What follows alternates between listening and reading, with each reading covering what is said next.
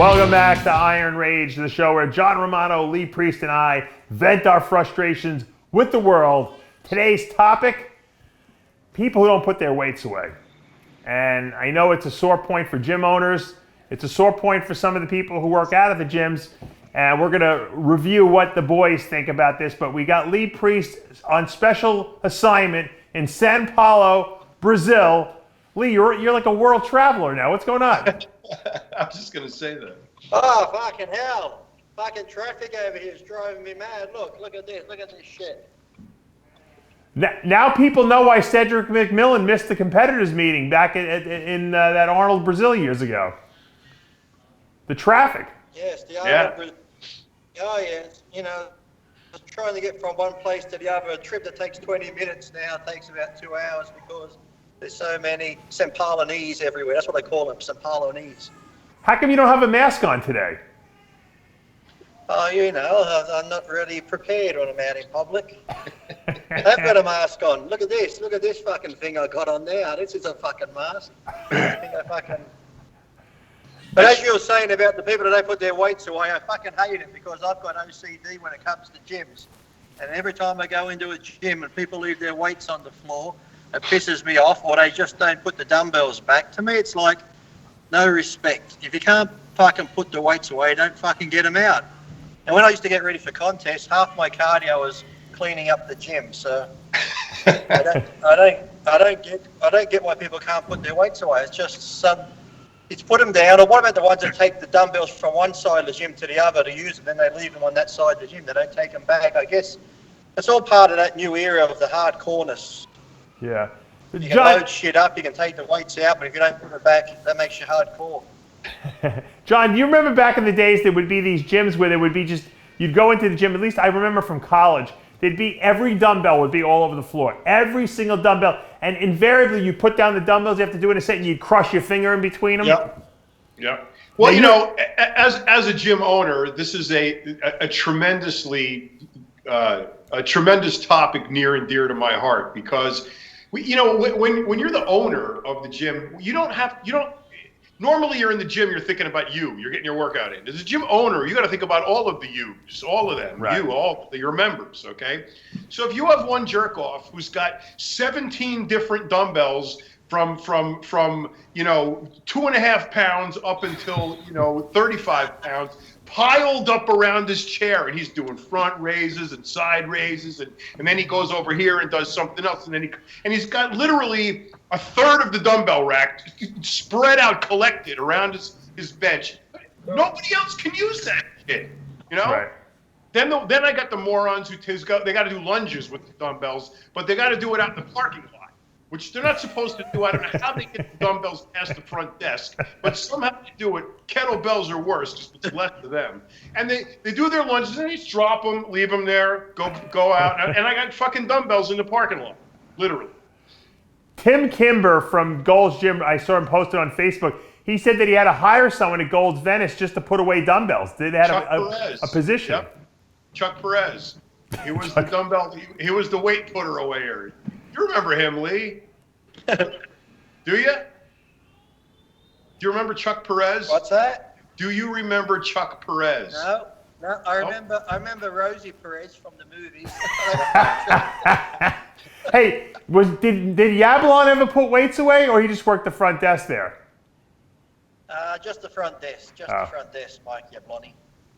But then again, the good thing was when I went to World Gym, everyone put their weights away there. If you didn't put your weights away there, you were out. So that's the good thing about World Gym. It was always tidy. The dumbbells were back on the rack. The plates were where they should be. Yep. Like the 20 kilos are on the bottom. You go to a gym now and they've got a Smith machine. And you go to things that hold the weights.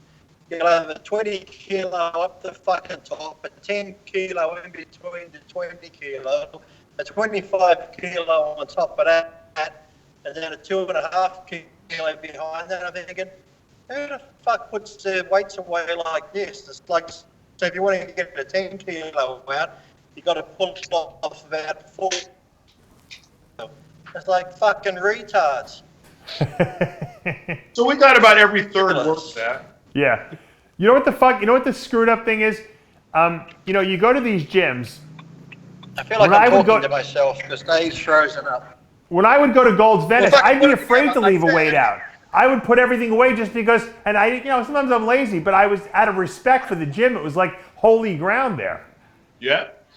But, Lee is right. At World Gym, God help you if you didn't put your weights away. You couldn't, not only not put them away, you couldn't clank them together. You couldn't drop them. Oh, really? Joe would be like on top of you. Joe Gold, yeah. What the fuck are you doing over there? Well, it's like Weinberger's gym. You can't leave the weights out at Powerhouse, at Bev Francis Powerhouse gym. Steve will throw you out too. Yeah, you're thrown out. And that's good. That's a good thing. Yeah. That is I actually threw a guy out for that, for not putting his weights away. I warned him and warned him and warned him. And finally, he left him out, and I said, you're out of here. Now, what do you guys think about like the bench press? Like, is it okay to leave a 145 on each side of the bench press, or like a hammer strength bench press? Yeah, if you can't lift a 45 on each side of the fifth machine, you don't belong in a fucking gym. What do you think, Well, Lee? I don't think the bench press, you can leave the 45 on the leg press, because if you can't leg press a 45, then you shouldn't be in the gym. Exactly. But what about women who want to use the machines,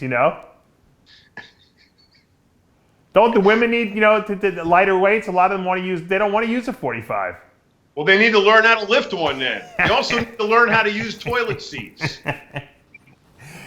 Tim Kimber also wrote another interesting thing about gym etiquette. He said back when he owned the Gold's Gym in Venice, they were always calling the plumber because they had to pump the toilet bowls because people would throw syringes down there.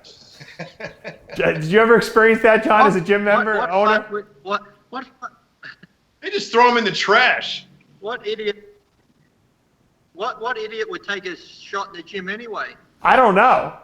Oh, you know what? A surprising number. A lot. You know why? Because they're too much of a pussy to give it to themselves, so their training partner has to give it to them. So they do it in the locker room. But I get some guys that say, "Oh, you got to have a shot before they train," but sometimes it takes a week or two to get in your system. The shit's not fucking instant.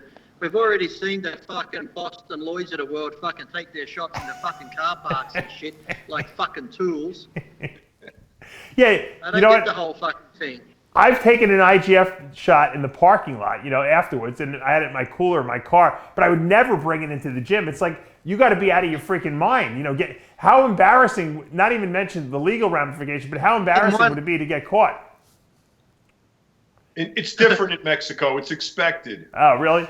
Now, Steve Mihalik's gym back in the day, I think guys took shots in the locker room. It wasn't a big deal, They gave you a syringe when you walked in to do it. How like the schools hand out condoms now to the kids? But Mihalik would hand out a syringe, so you'd make sure you use a clean syringe in the locker room, It's like moving to South Carolina. They just give you a gun when you get here. I don't think I've known any pro to take a fucking shot in the gym. It's always these fucking wannabe internet wankers that think this is the secret. You take your shots before you train, but I've never heard of any fucking professional taking fucking shots. It's fucking ridiculous. John, what? I know Gold's Gym up there sometimes. There was rumours at Gold's Gym that there were people taking shots in the gym, but the testosterone shots wasn't coming from a needle, it was coming from someone's cock. John, what should the sanctions be, you think, if people leave their weights out repeatedly? It's one thing when you forget once in a while. If someone's a constant offender, should they be kicked out of the gym? Absolutely. It's incumbent upon the gym owner to throw them the fuck out. And it's also incumbent upon the gym owner to be there and enforce the rules too. So, the best gym owner in the world was Joe Gold. Why? Because he was in the gym 24 hours a day almost. Right. He was always there. He was always had his eyes on his business. He knew what was going on. If you left something out of place, out of the way, off where you got yelled at, told what to do, threatened with he would give you your money back. You'd get the fuck out of here. So yes, offenders need, but if you don't rule with an iron fist, it's never going to happen. You Right. actually have to throw people out. People have to see you throwing people out, and they have to know that the reason they're getting thrown out is that they won't put their fucking weights away. Right. So either you put your weights away or you're next. So if you rule like that, And that's the thing. Most gyms. Lee? And that's the thing. Most gyms have those stupid fucking signs on the windows, you know, on the mirrors. Put your fucking weights away. Put your weights away, and all this fucking rack your weights. But no one ever fucking reads the signs or does what the sign says. And then, like John says, 90% of the gym owners don't enforce it. They have put up a sign. If you do it 2 or 3 times, you'll be kicked out. But these gym owners now are too fucking money hungry and they don't kick anybody out. Yeah, but I think you're right. You have to set a precedent. Once you throw one person out, everyone else hears about it usually, and then they don't leave their weights out anymore. You know, that's just the way it goes. That's what people always ask me. Am I going to open a? Are you going to open a gym? I said no, because within 2 months I'll be the only fucking member in it. Now, Lee, where are you appearing this weekend? At the Arnold Brazil? The Arnold Brazil at the Black Skull booth. We'll be there. Branch and Trish Warren will be there, and Barry DeMay will be there on the booth with us as well. Oh, wow. Cool. Very cool. You almost look like you're dressed like a human being, Lee. What's going on?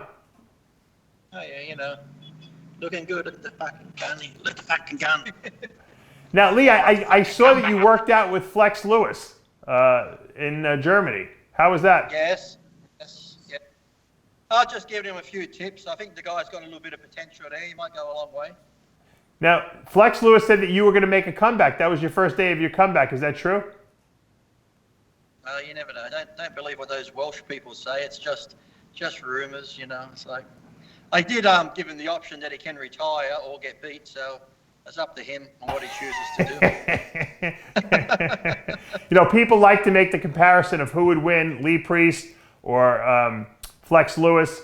I asked Chris Aceto that question on the radio show this past week, and he said Lee Priest wins every time at his best. Yeah, it's hard to say because, like I said, me at my best and him at his best, it'd be a good contest. But then he did actually say in the gym that he was giving me props because, you know, back in the day and at my best, he reckons I was really good. And I told him, you know, we're all good in our own era. But then I had to catch myself and I told him that, you know what, Flex, you know, yeah, back in my day, if you were competing back then with Chris Cormier, Flex Wheeler, NASA, Dorian, and all them, I said to him, I don't think you would have placed me. So I think that makes me better. Meanwhile, Lee was 6th at the Olympia, you know, in '98.